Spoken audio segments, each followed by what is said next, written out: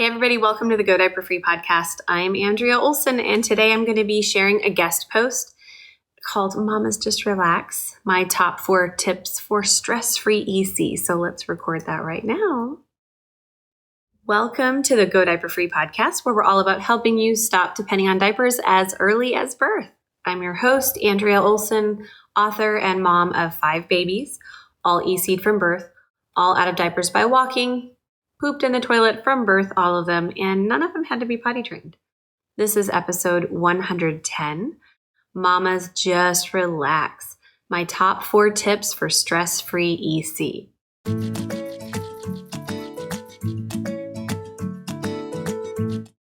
So today we have a guest post from Natalie Robbins, who is our certified coach serving Indianapolis and the surrounding areas.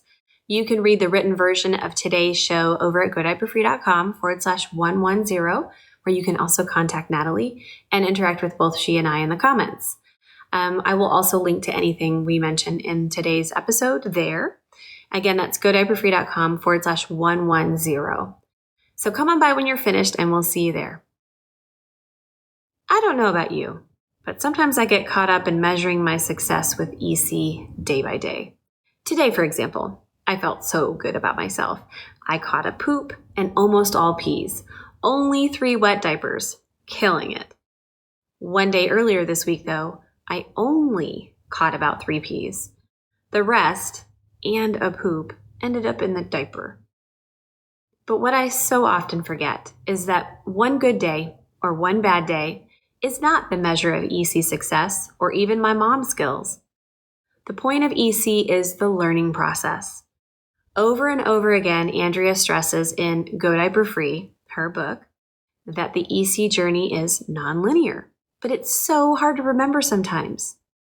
I hate to break it to you, but counting diapers or obsessing over the number of catches isn't going to help the EC process. If anything, it'll probably set you back. The answer? Let go and relax. I've found that my days tend to fall into 3 main categories. First one is EC obsessed. I am bound and determined to keep one diaper dry all day long. It's a bit unrealistic, especially with a 5-month-old, but Supermom can do it all, right? Of course, this turns into me trying to take the lead, offering way more potty opportunities than necessary, and when the inevitable miss occurs, becoming quite frustrated with my less than perfect record. And the second category that her days fall into, spaced out. Whether it's navigating the hurricane of e-learning, trying to keep up with housework, visiting with friends, or feeling sick, or whatever else, I am mentally somewhere else on these days, and EC is literally the last thing on my mind. Somehow I forget that when she gets fussy, I should try the potty. And after unsuccessfully trying several minutes to calm my frustrated baby, the realization hits me. She had to pee. Duh. And consequently, I changed diaper after diaper all day. At least I have a scapegoat. Work was on my mind, etc. But I still feel like a failure on these days, whatever the distraction had been. And the third category that her days tend to fall into, easy does it. I don't worry about EC. I potty the baby when she wakes up or after nursing upon wake up. She usually insists on food first. And she, the baby, clearly fusses that she needs to. And otherwise, I don't even think about EC. As EC becomes more a part of our routine, these days are thankfully becoming more common. When we came up on our 4th month of EC practice, around 7 months old, our baby started to become more independent and communicative, and I found more of a balance of being in tune with her, but not stressing over a possible miss. So mamas, if you're trying to be perfect and measuring your success by the number of catches, just relax. I promise you'll be glad you did. And here are my tips for staying chill.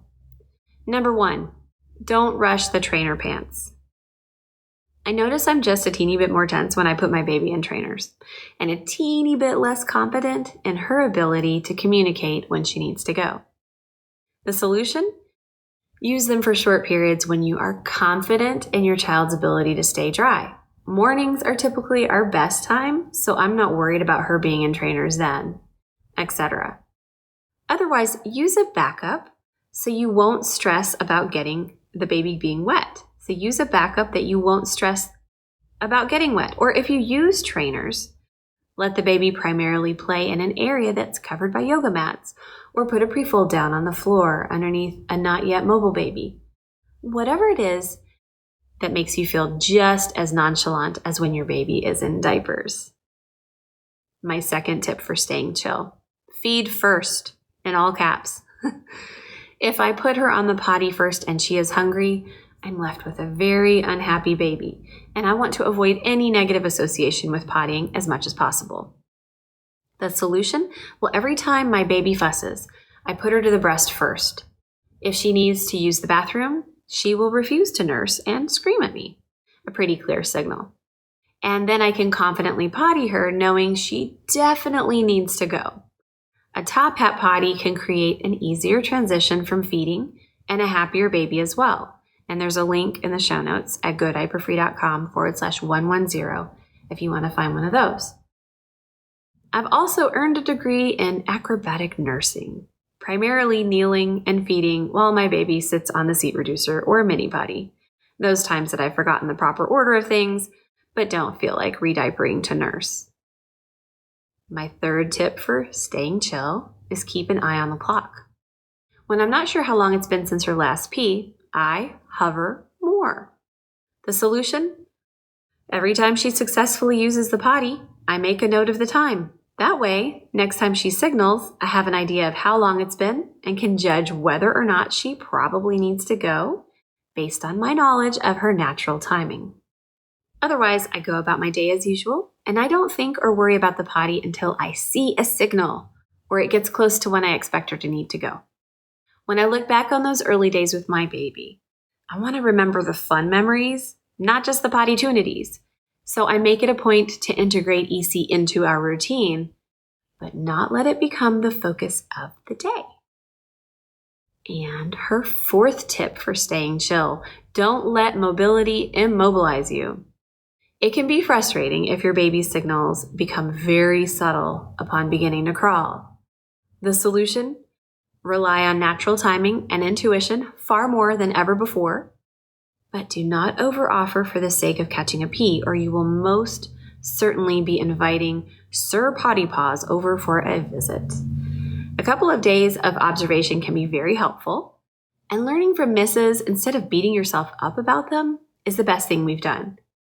I've learned that crawling to me after playing independently, approximately 45 minutes after the last time she peed, is often a signal from my little one. We are still relatively successful, but we also don't stress over misses. So now, Natalie would like to know over on the blog post what helps you relax and hover less. Comment over there at godiaperfree.com/110. We love hearing other people's experiences. Obviously, Natalie has a 7-month-old at the time of writing this post, and her experience might be really different from yours. We want to know what helps you relax and hover less. We'll see you over there. Until next time, happy pottying, y'all. I'm Andrea Olson, and you've been listening to the Go Diaper Free podcast at godiaperfree.com. Thanks so much to Natalie for her guest post today, and we'll see you next time. Woo! All right, so below this video, please comment with what your tips are. What helps you relax and hover less and stop counting the catches and just really be more successful with EC by relaxing. What are your tips and tricks? Post them below. Hit the bell and subscribe for more videos from me about Go Diaper Free. And definitely check out our archives on YouTube, Facebook, IGTV to see some other stuff if you are looking to learn. And also, by the way, I have an easy start guide at godiaperfree.com/start. It's free. It'll help you wrap around this stuff if this is your first time learning about EC. And we'll see you guys next week. Bye.